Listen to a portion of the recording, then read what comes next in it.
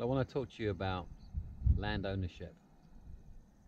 I think one of the two or the three elements of what we could change in society, but might take a bit of time.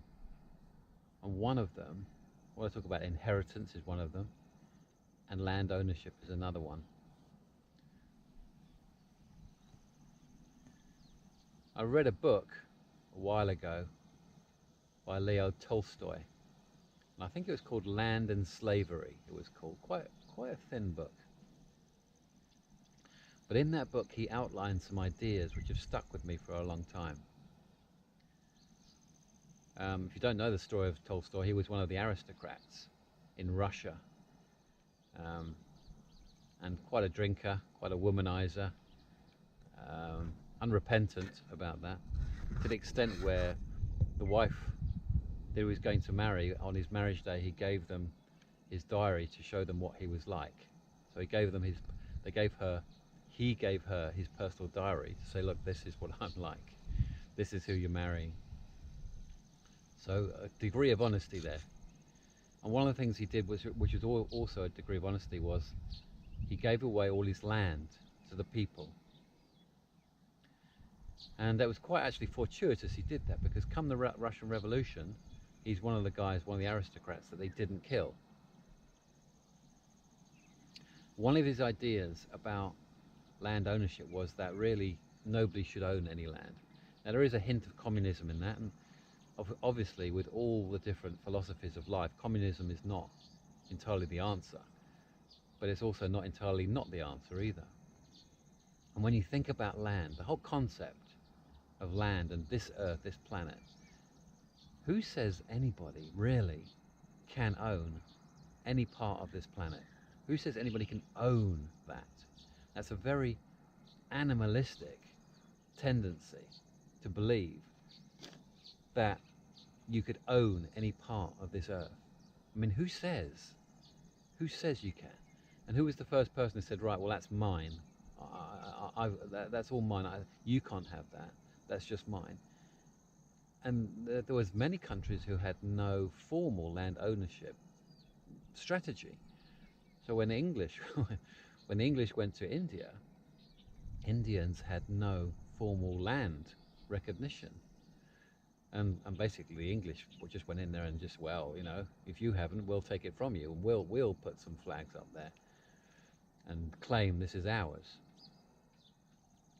So I think in Leo Tolstoy's idea, nobody can own the land. You can hire the land, and you can rent the land, and you can use the land, as long as it has obviously use for yourself.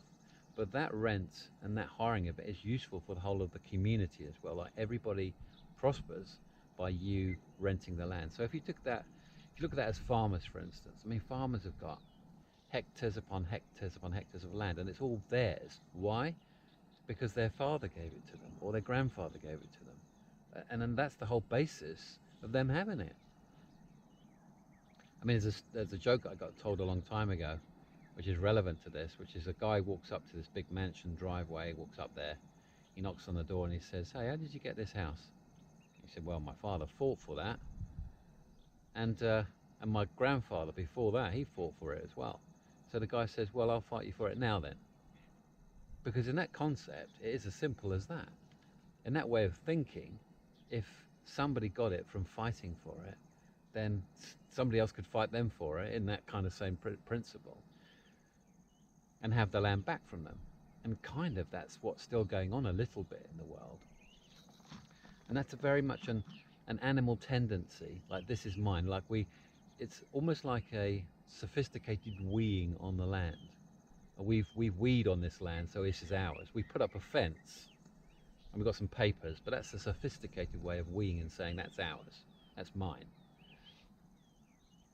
That has to change in terms of, I mean, in England, for instance, right now, it's crazy for young kids, or I won't say young kids, or let's say people growing up who want to own their own property. It's getting to be almost impossible to do that. So that has to change. Something has to change there fundamentally. And I don't mind giving my place away. I don't mind giving my place back into the community, if that's what's needed to make that whole system work a bit better. And that links into inheritance. Because if all of us are entitled to give away our property down to our children or somebody that we've chosen, then that keeps that whole cycle locked in. But if you knew that your property goes back into the community, back into that fund, if you like, then you probably have a little bit of a different life. And also all your money. You make millions and millions and millions, then you give it down to your children. Well, they didn't have to work for that. And that doesn't go back into the community either. So if you imagine that your millions or trillions go back into the pot, how would you work life differently?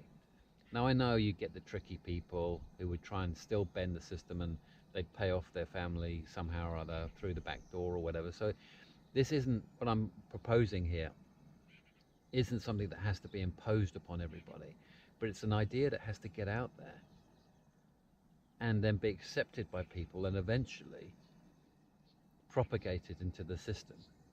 But for instance, Tolstoy's idea on, let's say, farmers and farmers' land is because, well, we do need farmers for agriculture, for livestock and all those kind of things. Even for tourism, need somebody to look after the land.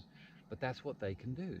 They have the right to look after that land as long as it actually works for the rest of the land around it, or the people around it and the community around it.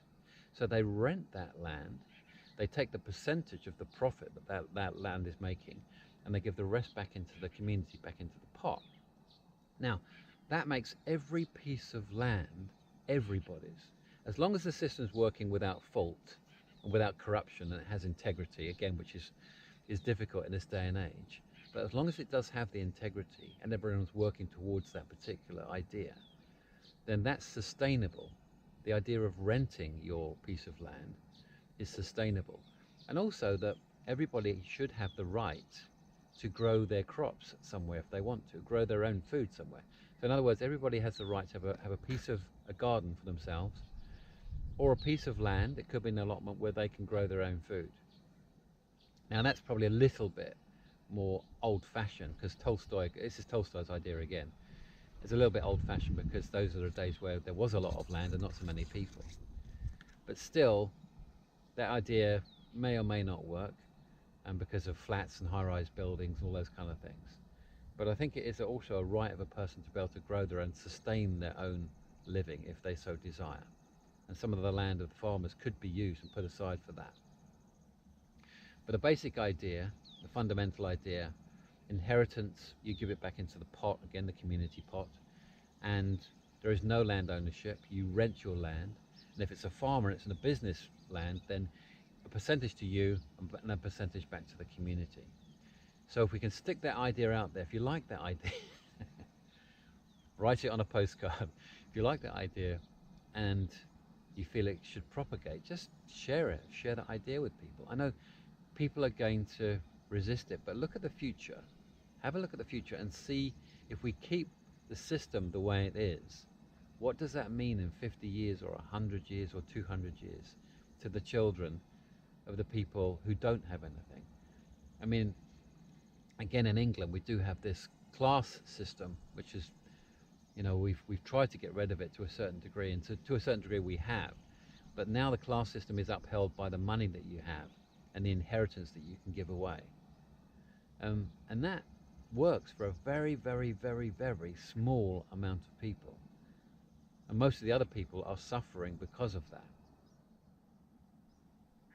And also what that should do, the idea of not having inheritance and working for now and working for the community, should actually open people's eyes up as well to what they are doing now and what is going to create into the future. And we definitely need, in England, back to more of a group feel where we understand we're working for each other. That's needed and wanted. And again, see, I'm an Aquarian, already looking out to the future. So I'm not saying this is going to be in 10 years or 20 years or 50 years or in my lifetime or your lifetime, maybe, depending how young or old you are. This could take hundreds of years. But the idea has to start somewhere. The idea has to go out there.